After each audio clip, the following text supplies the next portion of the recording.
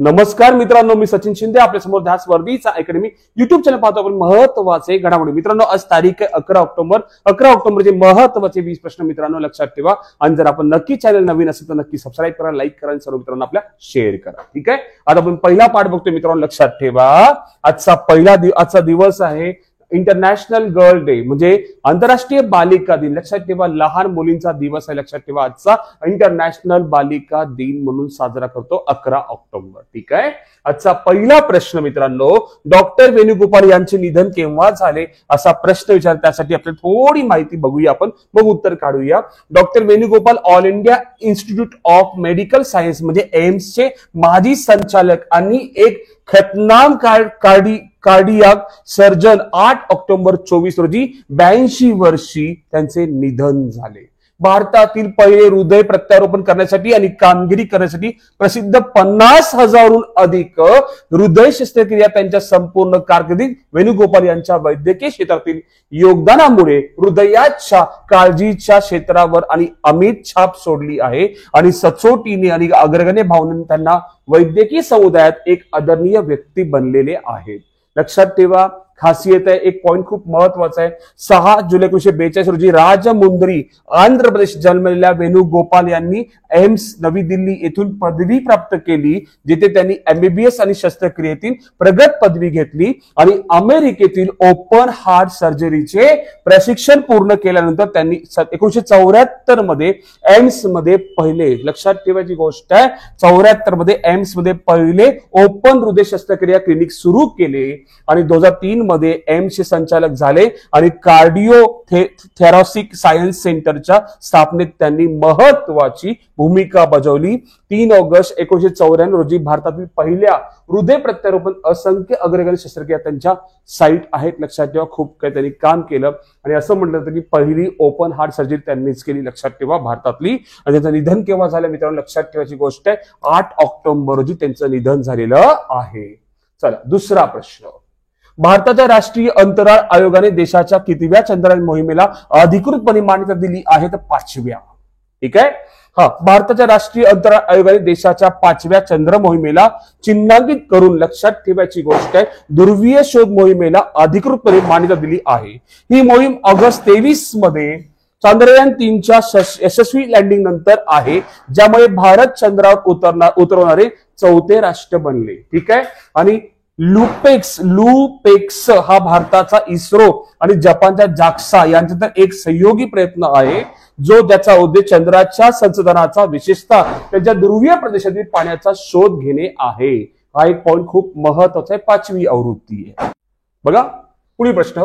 जागतिक आरोग्य संघटनेने सार्वजनिक आरोग्य समस्या म्हणून कोणत्या रोगाचे उच्चाटन अधिकृतपणे केले? तर ट्राकोमा. जागतिक आरोग्य संघटनेने सार्वजनिक आरोग्य समस्या म्हणून भारताच्या ट्राकोमाचे उच्चाटन अधिकृतपणे प्रमाणित केले आहे, जे सार्वजनिक आरोग्यातील एक महत्वपूर्ण उपलब्धी आहे, है ना.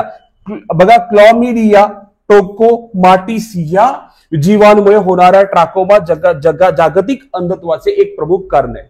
WHO चे महासंचालक, लक्षात ठेवायची गोष्ट आहे, डॉक्टर टेड्रोस है ना अधोनोम आणि घेब्रेयेसस यांनी दुर्बल आदर्श लढा देण्याच्या भारताच्या वचनबद्धतेबद्दल WHO दक्षिण पूर्व आशिया प्रदेशात नेपाळ, म्यानमार रांगेत सामील झाल्याबद्दल आणि जगभरातील 19 देशांनी हा टप्पा गाठल्याबद्दल भारताचे कौतुक केले. लक्षात ठेवा, ट्राकोमा हा पूर्णपणे उच्चाटन झाला असं म्हणता येईल. पुढे नेक्स्ट क्वेश्चन. मिश्रण प्रकल्प कोणत्या राज्यात सुरू केला आहे? आता मिश्रण प्रकल्प जर बघितला, मुंबई, महाराष्ट्र, अहमदाबाद, गुजरात, पणजी, गोवा यापैकी नाही. आता आपण थोडासा पॉइंट पाहिला गेला, लक्षात ठेवायची गोष्ट, एक महत्वाचा पार्ट याच्यामध्ये की मुंबई, महाराष्ट्र, अहमदाबाद, गुजरात, पणजी, गोवा यापैकी नाही, तर उत्तर आहे अहमदाबाद, गुजरात मध्ये सुरू केला. तर काय आहे, अदानी समूहाने ऑक्टोबर 24 मध्ये भारतातील सर्वात मोठा हायड्रोजन, लक्षात ठेवायची गोष्ट आहे, मिश्रित प्रकल्प सुरू केला आहे, ज्याची सुरुवात अहमदाबाद मध्ये नैसर्गिक वायूमध्ये 2.2 ते 2.3% ग्रीन हायड्रोजनच्या मिश्रणाने केली आहे, ज्यामुळे उत्सर्जन कमी होईल आणि निव्वळ शून्य लक्ष्यांना समर्थन मिळेल. या उद्देशाने अहमदाबाद, गुजरातमध्ये सुरू केलं आहे. पुढचा प्रश्न 5वा. महाराष्ट्रातील कोणत्या जिल्ह्याचे नाव अहिल्यानगर करण्यात आले आहे? तर अहमदनगरचे नाव अहिल्यानगर करण्यात आलेले आहे. ठीक आहे. पुण्यश्लोक अहिल्यादेवी होळकर मराठा माळवा मावळा पाहिजे, सॉरी, ठीक आहे. साम्राज्याच्या प्रसिद्ध राणी होत्या, लक्षात ठेवा. आणि त्यांनी उत्तर भारतातील अनेक धार्मिक स्थळांचे जीर्णोद्धार सुद्धा केले होते, म्हणून त्यांच्या नावाने नगर हे नाव आता अहिल्यानगर नावाने ओळखलं जाणार आहे. पुढचा प्रश्न, टिंबटिंब यांची जैव विविधतेसाठी 2024 MDROI है ना, MIDORI पुरस्कारासाठी निवड झाली आहे. तर उत्तर काय, वेरा ओरोनोवा आणि येसोबेल अगुस्टिना या दोघांची निवड झालेली आहे. तर काय खासियत पाहूया आपण. तर लक्षात ठेवा, कझाकिस्तानचे वेरा आणि पेरूचे येसाबेल है ना, यांची जैवविविधतेसाठी 24 MIDORI पुरस्काराची निवड झाली आहे. संवर्धन आणि शाश्वतेसाठी त्यांच्या उत्कृष्ट योगदानाबद्दल त्यांना सन्मानित करण्यात आले आहे. संवर्धन आणि शाश्वतेसाठी लक्षात ठेवायची गोष्ट आहे, त्यांच्या कामासाठी हा सन्मान त्यांना देण्यात आला, लक्षात ठेवा है ना. हा पुरस्कार दर 2 वर्षांनी जैवविविधता संवर्धन आणि शाश्वतेसाठी उत्कृष्ट योगदान देणाऱ्या व्यक्तींना ओळखण्यासाठी दिला जातो. प्रत्येक प्राप्तकर्त्यासाठी है ना 1 लाख म्हणजे $1 लाख रोख आणि स्मृतिचिन्ह यांची तरतूद देण्यात आलेली आहे. ठीक आहे. पुढचा प्रश्न मित्रांनो, हरियाणा विधानसभा निवडणूक 24 मध्ये कोणत्या पक्षाला बहुमत मिळाले आहे. तर उत्तर आहे भारतीय जनता पक्षाला बहुमत मिळाले आहे. लक्षात ठेवा, असं म्हणलं की काँग्रेस येईल आणि काँग्रेस नाही तर आता कोणी भाजप तिथे आलेला आहे. एकूण 90 जागा आहेत, लक्षात ठेवा. ठीक आहे. त्यापैकी 48 जागा भाजपाला मिळालेल्या आहेत हे, आणि इंडियन नॅशनल काँग्रेसला आय थिंक 36 जागा मिळालेल्या आहेत. ठीक आहे. पुढचा प्रश्न, ऑक्टोबर 24 मध्ये मंत्रिमंडळाने कोणत्या ठिकाणी राष्ट्रीय सागरी वारसा संकुलाच्या विकासाला मंजुरी दिली आहे. तर उत्तर आहे लोथल, गुजरात. लक्षात ठेवा. मग काय खासियत आहे सर, तर 9 ऑक्टोबर रोजी गुजरातमधील लोथल येथे राष्ट्रीय मंत्रिमंडळाची बैठक झाली. सागरी वारसा संकुलाचा विकास मंजूर आहे. हा प्रकल्प 2 टप्प्यात होणार आहे. किती? 2 टप्प्यात पूर्ण होणार आहे. फेज 1 अंदाजे 1238.5 कोटी, ज्यामध्ये प्रमुख बंदरांकडून 209 कोटी आणि संरक्षण मंत्रालयाकडून भारतीय नौदल 178.9 कोटी, सांस्कृतिक मंत्रालयाकडून 15 कोटीचा समावेश आहे. आणि फेज 1B अंतर्गत लाईट हाऊस संग्रहालय 266.11 कोटी खर्च करून बांधले आहे, ज्याला दीपगृह आणि लाईट शिप्स महासंचालनाद्वारे वित्तपुरवठा केला जाईल. लक्षात ठेवा 2 टप्प्यात हे मंजूर होणार आहे. ठीक आहे. पुढचा प्रश्न, नेक्स्ट क्वेश्चन मित्रांनो, 9वा, पंतप्रधान नरेंद्र मोदी यांनी महाराष्ट्रातील कोणत्या ठिकाणी इंडियन इन्स्टिट्यूट ऑफ स्किलचे उद्घाटन केले. तर लक्षात ठेवा, आपल्या मुंबईमध्ये केलंय, महाराष्ट्राची आपल्या राजधानी. नरेंद्र मोदी यांनी Mumbai Maharashtra Indian institute of स्किलचे उद्घाटन केले. ही संस्था टाटा एज्युकेशन अँड डेव्हलपमेंट ट्रस्टच्या सहकार्याने तयार केली गेली आहे, है ना. रतन टाटांजींचं नाव सुद्धा घेता येईल. आपल्या आज आपण पॉईंट घेतल्या परिपूर्ण आपण पाहूया.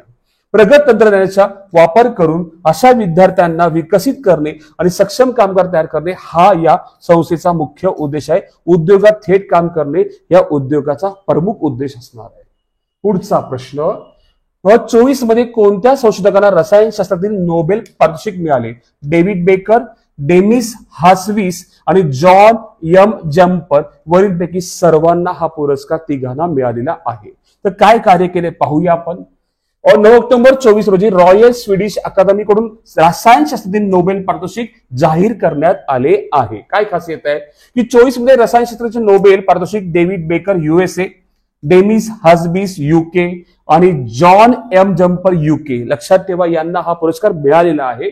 तर काय आहे, कॉम्प्युटेशनल प्रोटीन डिझाईन साठी डेव्हिड बेकर यांना पुरस्कृत केले जाईल. याशिवाय हे प्रोटीन स्ट्रक्चर प्रोडक्शन साठी डेमिस हासबिस आणि जॉन एम जम्पर यांना संयुक्तपणे प्रदान केला आहे.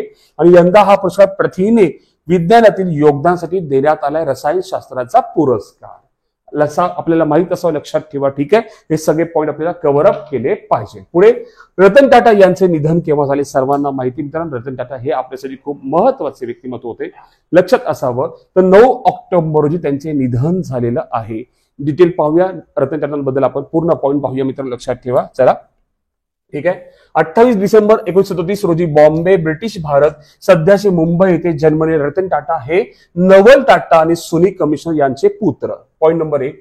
पॉईंट नंबर 2, रतन टाटा 10 वर्षाचे असताना ते वेगळे झाले. त्यानंतर त्यांनी आजी नवाजबाई टाटा यांनी JN पेटिट पारसी आरक्षणातून औपचारिकपणे त्यांना दत्तक घेतले. आणि पुढं रतन टाटा यांचे सावत्र भाऊ नोएल टाटा, जे नवल टाटा आणि सायमन टाटा यांचा मुलगा, यांच्यासोबत ते एकत्र मोठे झाले. पुढे त्यांचे शिक्षण, रतन टाटा यांचे शिक्षण कॅम्पिनन स्कूल मुंबई, कॅथेड्रल आणि जॉन कॉनन स्कूल मुंबईमध्ये त्यांचं शिक्षण झालं.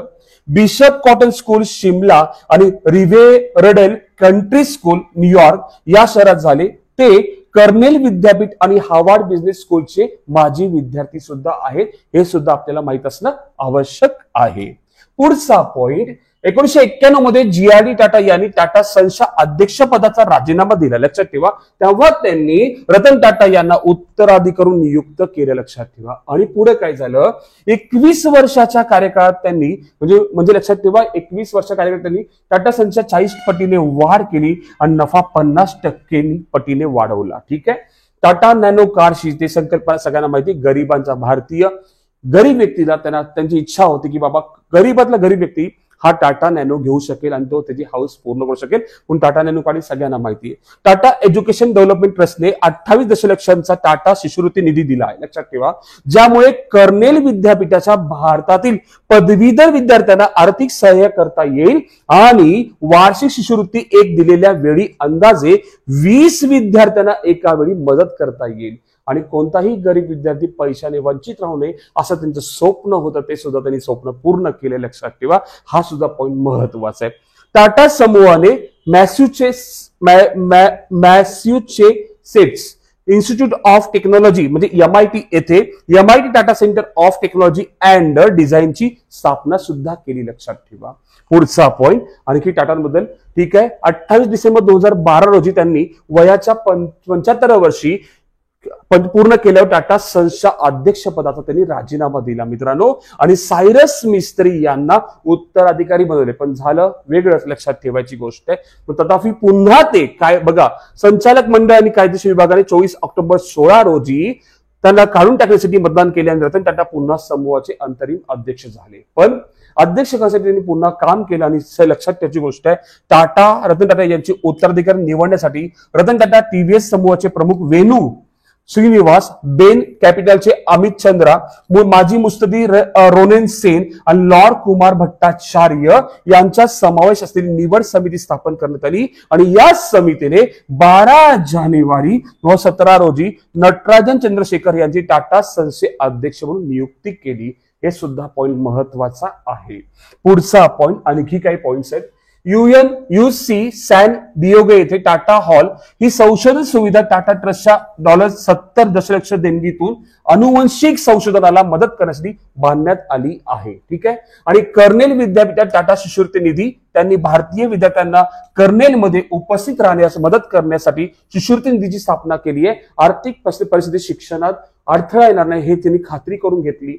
आणि खास काय, टाटा ट्रस्टने अल्झायमर रोगावरील संशोधनासाठी निधी दिला. विविध शैक्षणिक आणि वैद्यकीय उपकरणासाठी त्यांनी अनुदान दिलेलं आहे. आणि खासियत काय, रतन टाटा यांनी भारतात आणि आंतरराष्ट्रीय स्तरावर अनेक मंडळे आणि परिषदेवर काम केले आहे. आणि पंतप्रधानांच्या ते व्यापार आणि उद्योग परिषदेचे सदस्य सुद्धा होते. हे सुद्धा पॉइंट महत्वाचा आहे. आणि पुढचा एक पॉइंट, त्यांना मिळालेले काही पुरस्कार त्याबद्दल थोडंसं. Kernel university, Harvard business school आणि कार्नेगी एंडोमेंट आणि इंटरनॅशनल पीस आहे ना, याशी त्यांना संबंध आहे. आणि 9 ऑक्टोबर 2024 रोजी त्यांच्या रतन टाटा यांचे निधन झाले. त्यांना मिळालेले पुरस्कार: Padmabhushan 2000, Vibhushan 2008, Maharashtra Bhushan 2006, Assam Vaibhav 2021, honorary knight commander of the order of British Empire 2009 आणि honorary knight of grand cross of the order of British Empire 2014 आणि commander of legion of honour 2016 आणि honorary officer of the order of Australia 2023. इतके सारे त्यांना पुरस्कार मिळालेले आहेत. ठीक आहे. रतन टाटाबद्दल किती काही असेल तरी पॉईंट आपण कव्हर अप केलाय. आणखी काय असेल तर त्याला आणखी उद्या आपण काही पॉइंट्स घेऊया. ठीक आहे. चला पुढं, PM नरेंद्र मोदी यांनी महाराष्ट्रात किती कोटी रुपयांचा विकास प्रकल्पाचा शुभारंभ केलाय तर 7,600 कोटींचा शुभारंभ केलेला आहे. काय आहे पॉईंट थोडंसं पाहूया आपण. पीएम मोदीने महाराष्ट्रात 7,700 कोटींच्या रुपयांच्या विकास प्रकल्पाचा शुभारंभ केला. प्रमुख प्रकल्पामध्ये डॉक्टर बाबासाहेब आंबेडकर आंतरराष्ट्रीय विमानतळाचे अपग्रेडेशन 7,000 कोटी आणि शिर्डी विमानतळावर नवीन टर्मिनल 645 कोटीचा समावेश आहे. आणि आता आपण घेतलेला प्रश्न, मुंबईत इंडियन इन्स्टिट्यूट ऑफ स्किलचे उद्घाटन सुद्धा केले आहे आणि या कार्यक्रमाच्या महाराष्ट्र विद्या परीक्षा केंद्राचे VSK उद्घाटन सुद्धा करण्यात आले आहे. पुढचा प्रश्न, 24 आशियाई युवा तिरंदाजी स्पर्धेत वैष्णवी पवारने कोणते पदक घेतले? तर सिल्वर पदक घेतले. लक्षात ठेवा, तिरंदाजीमध्ये वैष्णवीने सिल्वर पदक घेतले. लक्षात ठेवा, आशियाई स्पर्धा झालेल्या आहेत. पुढे नेक्स्ट क्वेश्चन, कोणत्या संस्थेने पुरवठा साखळी व्यवस्थापन प्रणालीचे आधुनिकीकरण करण्यासाठी अन्न प्रदान उपक्रम सुरू केला आहे? तर भारतीय अन्न महामंडळाने सुरू केला आहे. उद्दिष्ट कार्यक्षमता सुधारणे, मंडईपासून ते FCI मुख्यालयापर्यंतचे कामकाज सुनिश्चित करणे आणि डेटाचा फायदा घेऊन निर्णय क्षमता वाढवणे. फूड कॉर्पोरेशन ऑफ इंडिया स्थापना 14 जानेवारी 1965, मुख्यालय नवी दिल्ली आणि अध्यक्ष MD कोण आहेत? अशोक कुमार मीना. अशोक कुमार मीना. ठीक आहे. पुढचा प्रश्न, देशातील पहिले संविधान भवन कोणत्या राज्यामध्ये सुरू होणार आहे? तर आपलं राज्य महाराष्ट्रात सुरू होणार आहे, ते पण पिंपरी चिंचवड मध्ये है ना. सर्वसामान्य नागरिकांना भारतासह विविध देशांच्या संविधानाचा अभ्यास करता यावा. लक्षात ठेवा, भारतासह विविध देशांचा आहे ना. आणि त्यासाठी पुणे महानगर प्रदेश विकास प्राधिकरणाने या उपक्रमाची जबाबदारी देण्यात आली आहे. आणि ते संविधान, लक्षात ठेवायची गोष्ट आहे, भारतातलं पहिलं संविधान भवन स्थापन करणार आहे. पुढचा प्रश्न, कोणत्या मंत्रालयाने लोक योजना अभियान जन योजना अभियान सुरू केली आहे? तर पंचायत राज मंत्रालयाने सुरू केलेली आहे. पुढचा प्रश्न, नेक्स्ट क्वेश्चन 17वा, आशिया खंडातील पहिला 4 रस्ते उड्डाणपूल कोणत्या शहरात सुरू? बघा, उड्डाणपूल आहे पण 4 रस्तेवाला. तर आशियातला पहिला कुठं? नागपूरमध्ये सुरू केला. आणि मित्र हो, लक्षात ठेवा, केंद्र रस्ते विकास महामंडळ आता पुणे आणि चेन्नईमध्ये सुद्धा सुरू करणार आहे. काय खासियत आहे?